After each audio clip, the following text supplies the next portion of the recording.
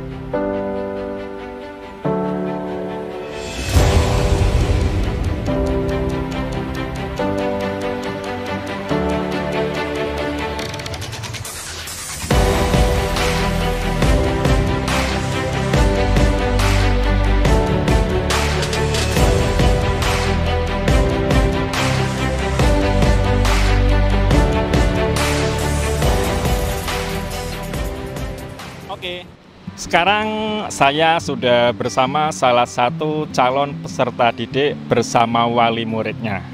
Kita mungkin akan sedikit bertanya tentang pelaksanaan penerimaan peserta didik baru di SMA Negeri 1 Kaliwungu tahun 2022.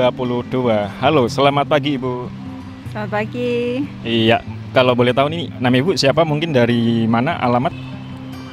Nama saya Sitatun dari Sarirejo. Sarirejo. Iya. Ini untuk putrinya ya Bu ya? Iya. Ini diterima di SMA Negeri 1 Kaliwungu lewat jalur apa Bu? Alhamdulillah jalur prestasi karena mungkin tempatnya yang nggak menjangkau ya. Oh gitu. Jadi ya.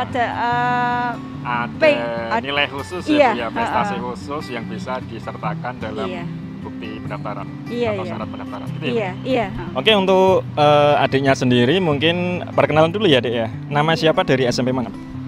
Nama saya Cindy Safariana Cahyani dari SMP Negeri 2 Kaliwungu. Oke, SMP Negeri 2 Kaliwungu. Daftar di SMA Negeri 1 Kaliwungu melalui jalur prestasi. Mungkin ada prestasi khusus atau mungkin kejuaraan khusus yang diikuti sehingga mungkin dikatakan berani ya Bu ya, berani melakukan pendaftaran melalui jalur prestasi. Saya hanya pakai jalur prestasi biasa sih, jadi hanya memakai nilai rapor saja. Nilai keseluruhan ya Bu ya, nilai rata-rata rapot murni tanpa ada tambahan piagam apa berarti ya? Iya, betul. Oke, untuk ibunya saya ada sedikit pertanyaan Ibu. Menurut Ibu untuk pelaksanaan PPDB di SMA Negeri 1 Kaliwungu tahun 2022 ini dari sudut pandang Ibu tentang tata cara pelaksanaan itu seperti apa Bu? Dari awal pendaftaran ya, pengajuan akun Iya. itu setelah dari rumah kita melakukan pengajuan akun Mandiri terus ya, Bu, ya? Iya. sampai sini kita kan terus mengambil nomor itu ya, Nomor urut untuk ya antrian. nomor urut antrian. Berarti itu setelah proses mau verifikasi ya Bu ya? Iya, mau verifikasi. Itu sangat banyak sekali waktu itu, tapi ya dari pihak panitia sudah mengarahkan. Cuman ya masih ada sedikit kendala ya Bu kayaknya ya. Iya, waktu itu masih ada kendala ya. Bener-bener, cuman kan kemarin gini Bu, kita sudah sosialisasi, perharinya itu sudah dibagi kuota 100, cuman dari wali murid, dari orang tua calon peserta didik itu kan bareng-bareng kesini pengennya itu hari itu semuanya ditampung. Nah, iya. Tapi dari pihak panitia atau Bapak Ibu guru di sini sudah menjelaskan bahwa tidak hanya hari ini, kita diberi waktu sampai beberapa hari. Jadi jangan Bapak Ibu jangan gerutu, jangan memaksa untuk hari itu bisa. Istilahnya nggak perlu buru-buru. Iya betul. Itu aja kemarin Bu, 2 hari terakhir itu kita nampaknya sepi Bu. Iya, soalnya sudah awal itu ya.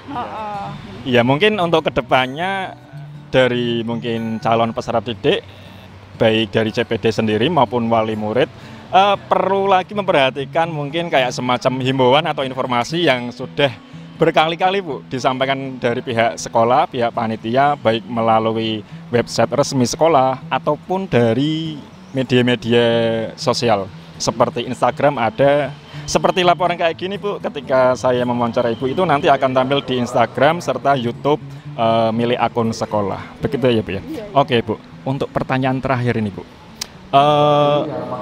Ini kan alhamdulillah putrinya sudah diterima di SMA Negeri 1 Kaliwungu ya Bu ya?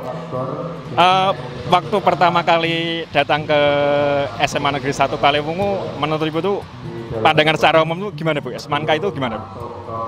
Kalau saya melihat SMA itu luar biasa ya, SMA khususnya SMA Negeri 1 Kaliwungu ini.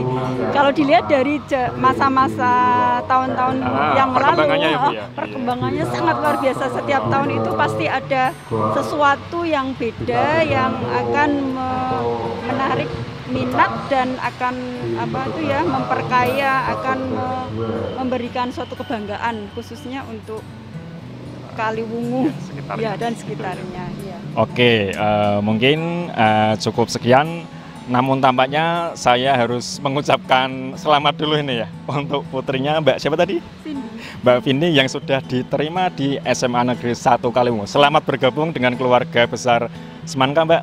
Semoga kedepannya bisa menimba ilmu, menuntut ilmu lebih giat lagi, berprestasi lebih baik lagi di SMA Negeri 1 Kaliwungu.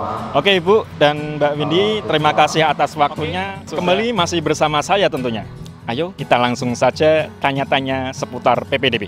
Oke Bapak, gimana kabarnya Bapak? Baik, sehat. Oke, kalau boleh tahu kenalan dulu ya Pak ya? Ya. Dengan Bapak siapa? Pak Edi Kustiono. Oke, Pak Edi. Pak Edi mendaftarkan putrinya ya? Oke, nama siapa Mbak? Nama saya Nadia Nadia dari SMP? dari MTS NU 05 Sunan Katon Kaliwungu. Oke, MTS NU Sunan Katon ya?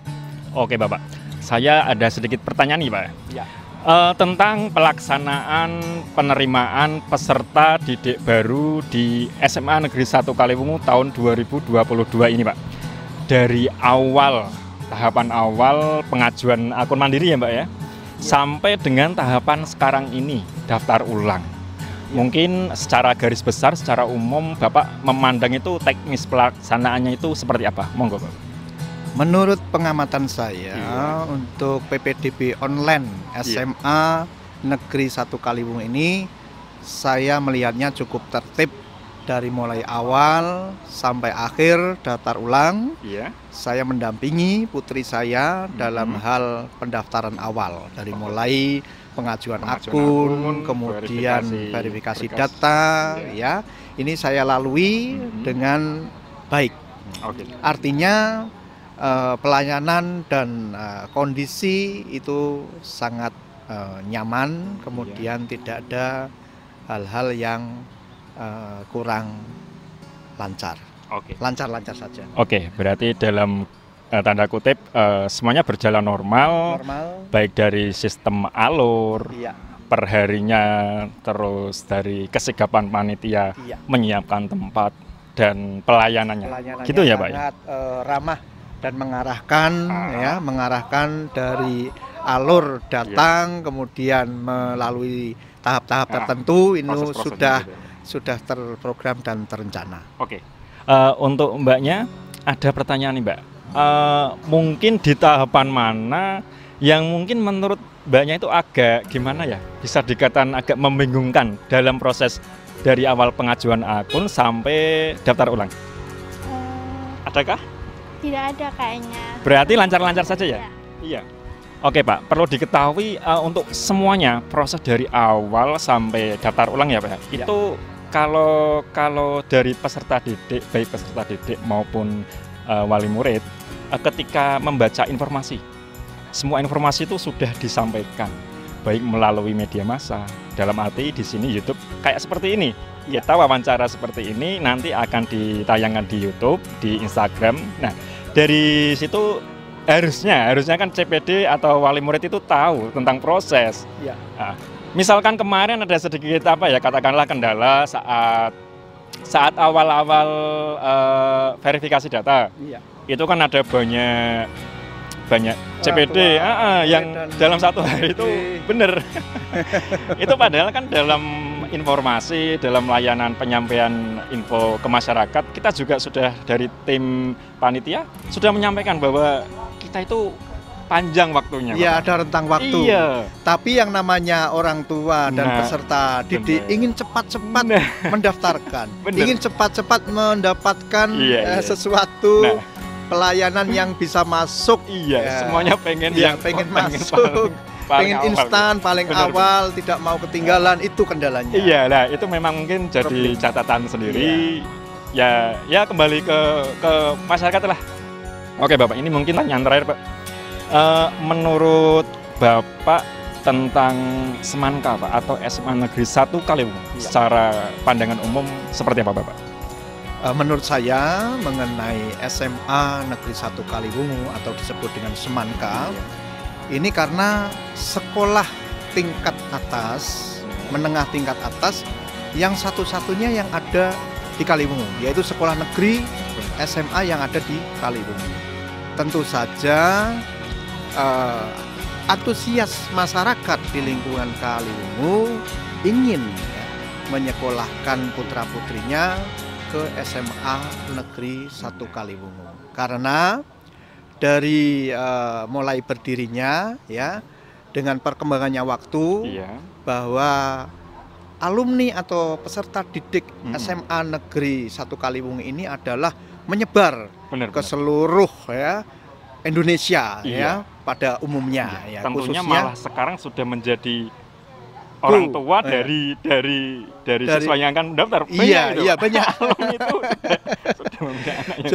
Jadi orang tua wali murid itu banyak yang anaknya meneruskan sekolah di sini. Iya, dulunya alumni sini orang tuanya, sekarang gantian anaknya. Iya, jadi mengenai pendidikan yang ada di SMA Negeri 1 Kaliwungu ini, alumninya itu sudah berbagai macam dan banyak yang sukses. Nah, tentu saja dari melihat itu semuanya masyarakat bisa tahu dan menjadi poin plus, dan menjadi kepercayaan masyarakat.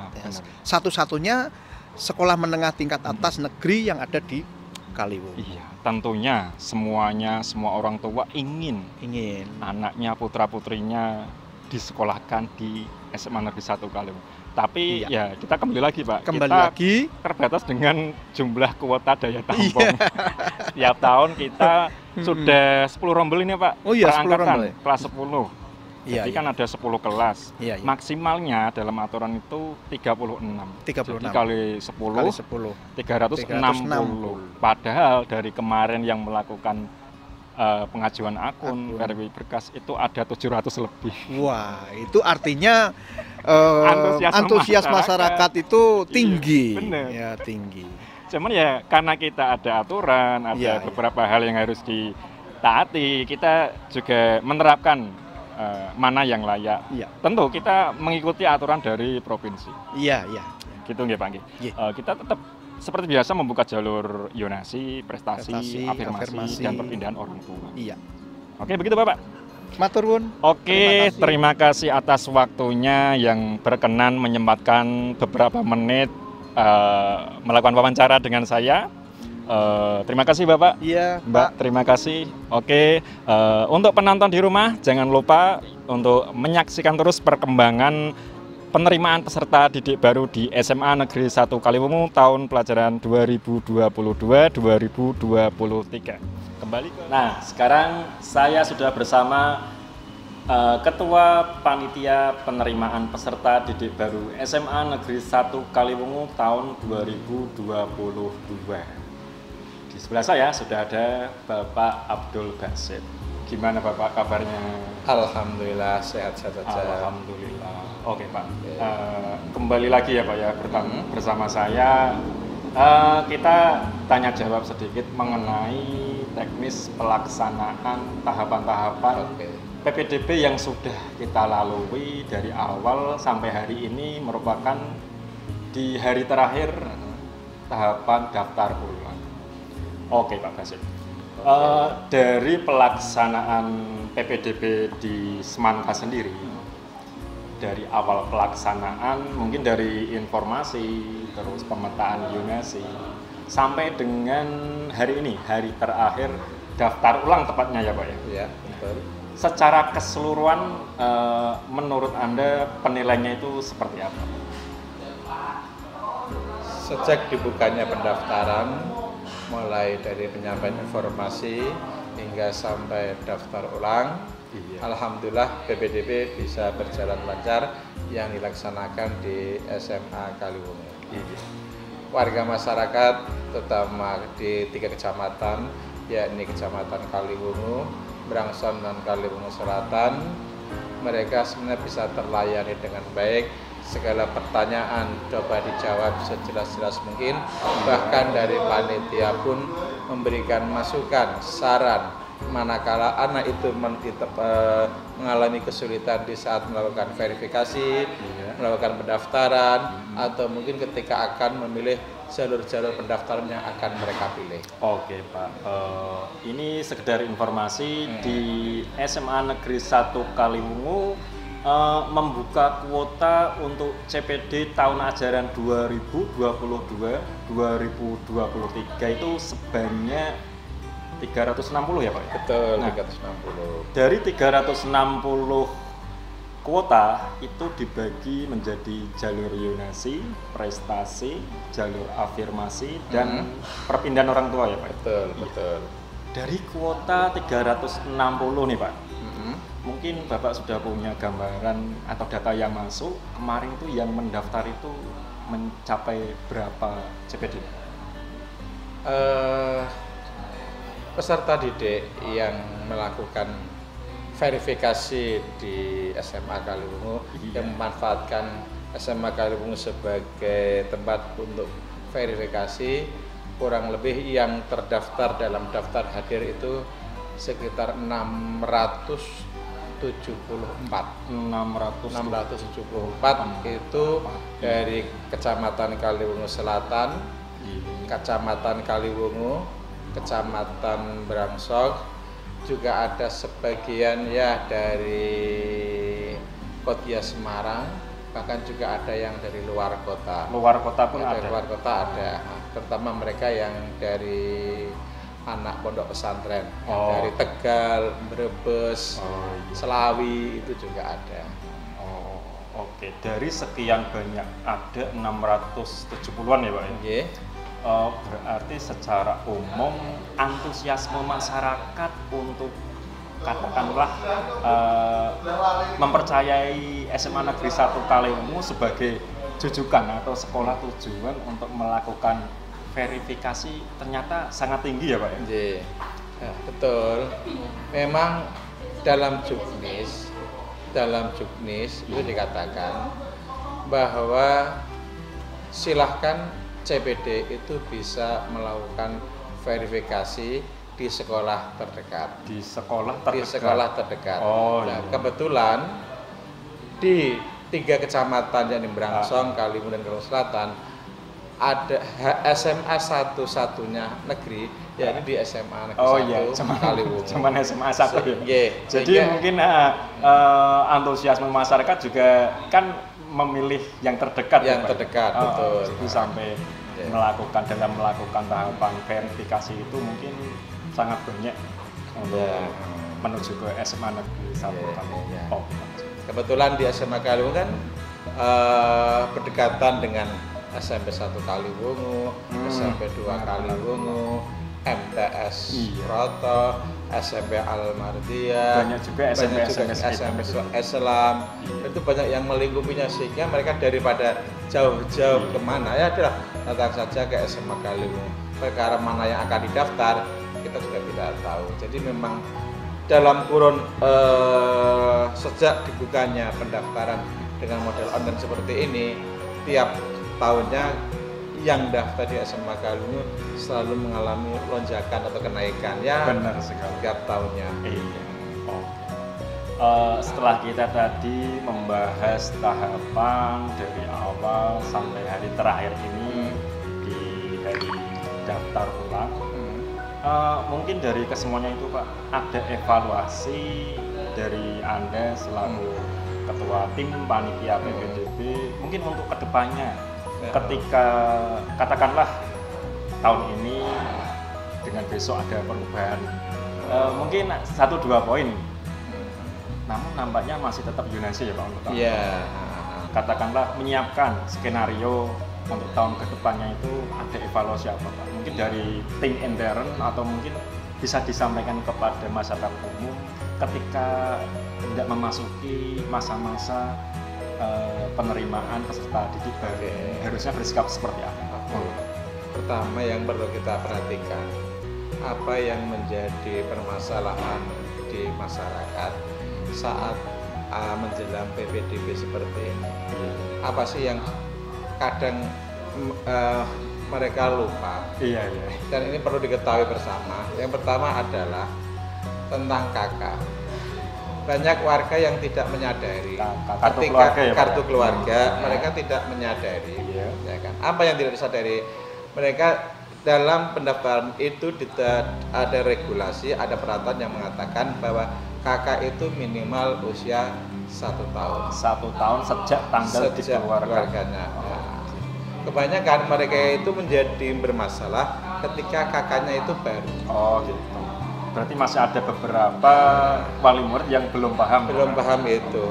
Karena ketika mereka melakukan perubahan, sebenarnya ya mereka taat kependudukan karena tidak ada warga baru di keluarga itu, mereka melakukan perbaikan kakak. Nah, disinilah yang kadang menjadi pangkal persoalan.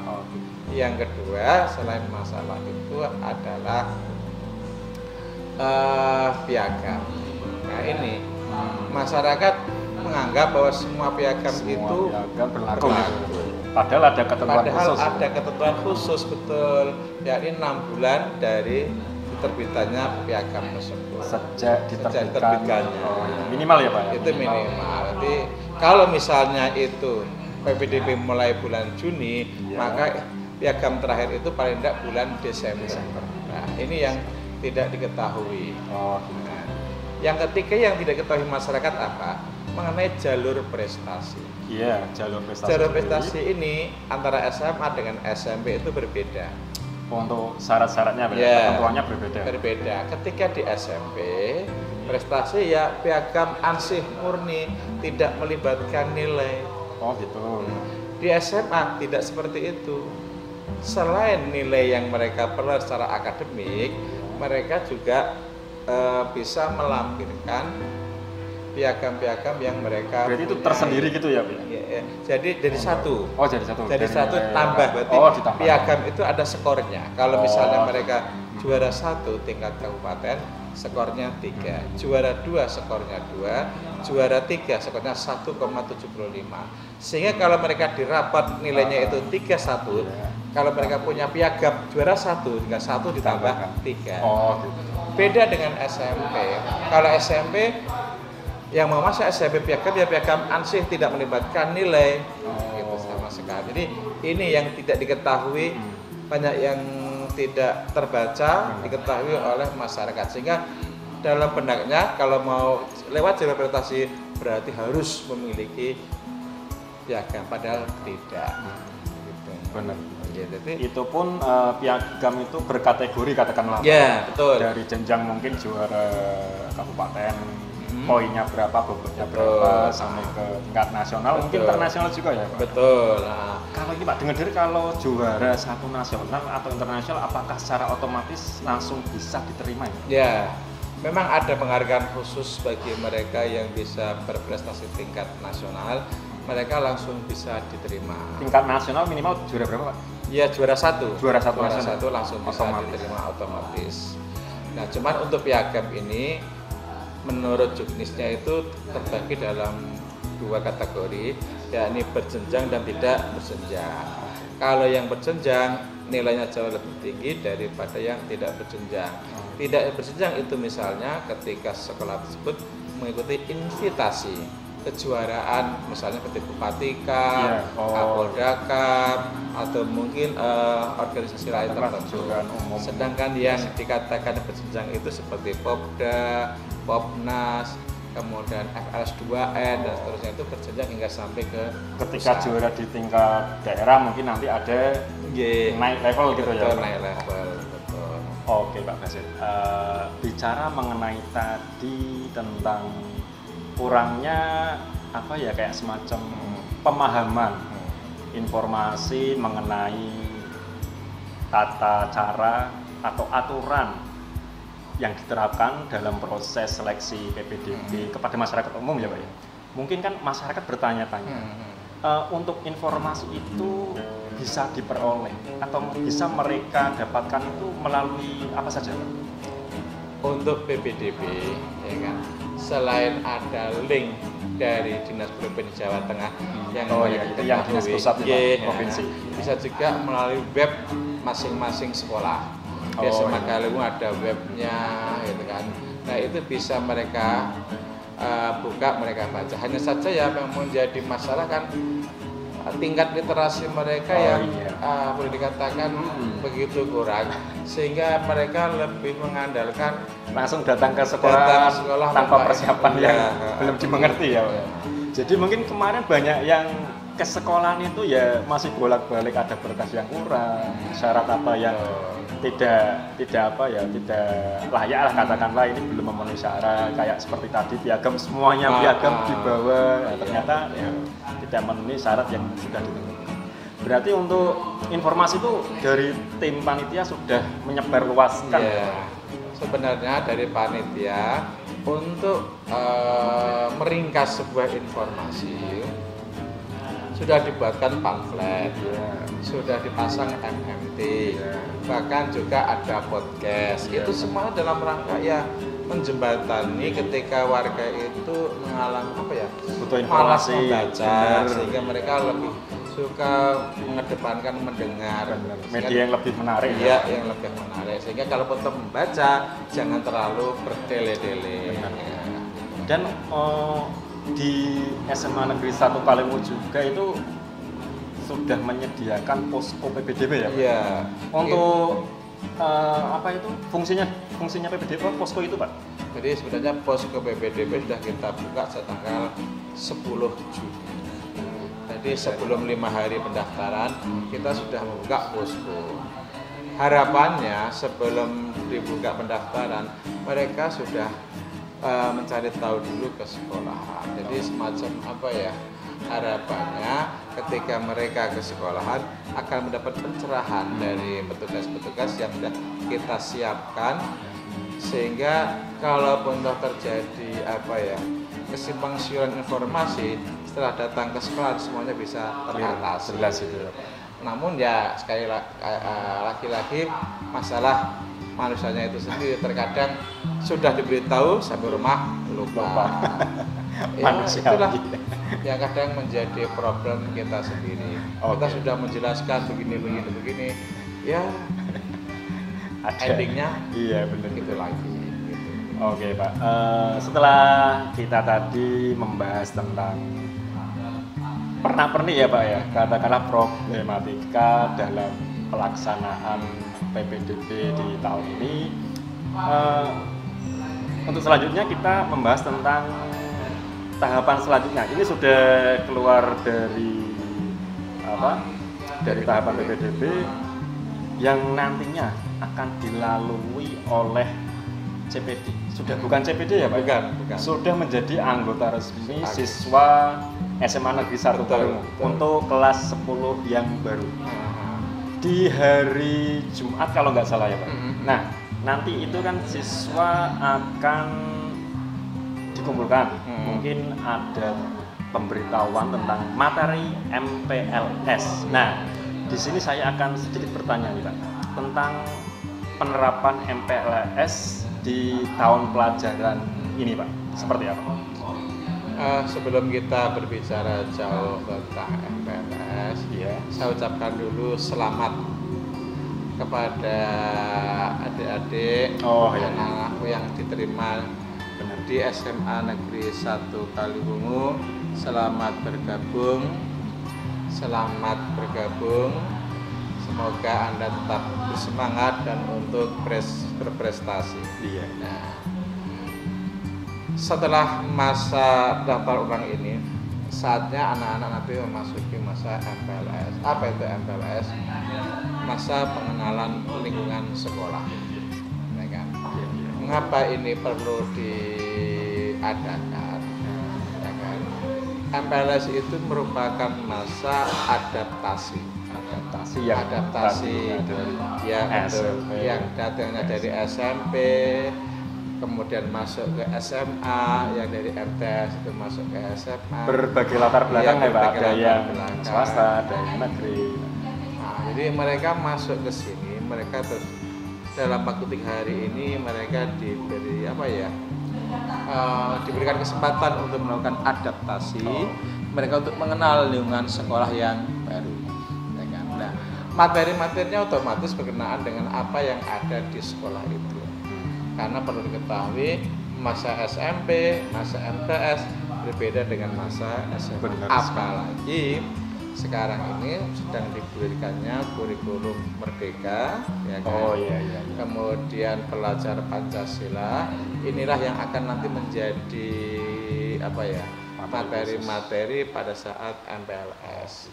Selain nanti wawasan Wiyata Mandala, kemudian nanti pengenalan program-program sekolah seperti Adiwiyata, sekolah sadar kependudukan SSK, kemudian ya banyak kegiatan, nanti ada pendidikan karakter, ada senam bersama, ada bakti sosial. Itu semua dilakukan dalam rangka membangun pengenalan lingkungan sekolah, bahwa sebenarnya SMA itu berbeda dengan sekolah sebelumnya. Iya, kepada para siswa baru nih ya. Iya, betul. Mungkin untuk besok mulai Jumat. Untuk MPLS itu sendiri nanti teknisnya berapa hari Pak? Sebagaimana surat edaran, MPLS itu 3 hari, Senin, Selasa, Rabu. Iya. Senin, Selasa, Rabu. Jadi mulai tanggal 11, 12 dan 13 itu MPLS. Nah, untuk agar tidak terjadi miss mengenai MPLS, diminta nanti besok hari Jumat anak-anak yang sudah daftar ulang untuk bisa datang ke sekolahan pukul 7 dengan menggunakan seragam SMP. Ya kan? Untuk mendapatkan informasi-informasi tentang MPLS. Jadi semacam pengarahan awal lah ya Pak. Informasi awal awal tentang nanti MPLS itu akan dilakukan seperti apa. Iya, betul. Akan teknisnya itu berjalan seperti apa. Ya, diinformasikan di hari Jumat itu ya Pak. Betul. Di hari Jumat nanti pada anak-anak juga perlu membawa printout tata tertib. Oke. Karena tata tertib inilah yang nanti akan menjadi pijakan kita manakala kita akan memberikan teguran, nasihat kepada anak-anak yang boleh dikatakan melakukan penyimpangan-penyimpangan yang telah menjadi ketentuan sekolah. Oke, nampaknya seru sekali ketika tadi membahas tentang MPLS, masa pengenalan lingkungan sekolah di SMA Negeri 1 Kaliwungu. Mungkin saatnya ini sesi terakhir nih Pak. Mungkin kepada para siswa baru nih, khususnya kelas 10, mungkin dari Pak Basit ada sedikit pesan yang akan disampaikan kepada siswa baru. Lain ladang, lain belalang, lain sekolah, lain pula peraturannya. Ya kan? Ini yang perlu dipahami. Yang pertama itu. Yang kedua, jadikanlah masa SMA-mu sebagai masa untuk berprestasimu. Benar sekali. Ya kan? Jangan sampai sekolah ini lewat begitu saja, tidak bisa memberikan nilai tambah pada diri kamu. Yang ketiga, ya kan, jadikanlah masa SMA-mu, ya kan, sebagai masa pembuktian kamu kepada keluargamu. Benar kan?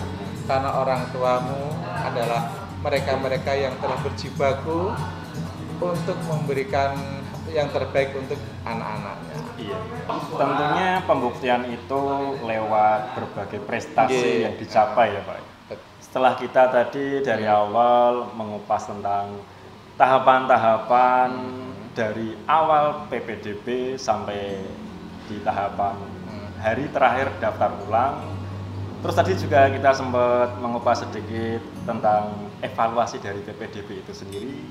Kemudian MPLS untuk kedepannya itu di SMA Negeri 1 Kaliwungu akan seperti apa, nampaknya tadi sudah ada bocoran sedikit.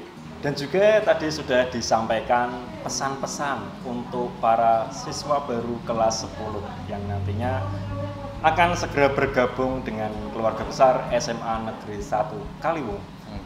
Mungkin dari saya merangkum sesi tadi ya Pak ya, tanya jawab kita kali ini kepada masyarakat luas ketika akan memasuki masa-masa PPDB, mungkin untuk di tahun berikutnya untuk lebih aktif mengikuti informasi yang telah disampaikan dari tim maupun dari panitia, baik itu dari SMA Negeri 1 Kaliwungu sendiri maupun dari sekolah-sekolah lain.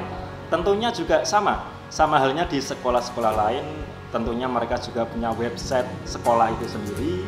Terus mungkin ada platform dari media sosial, baik itu YouTube atau Instagram.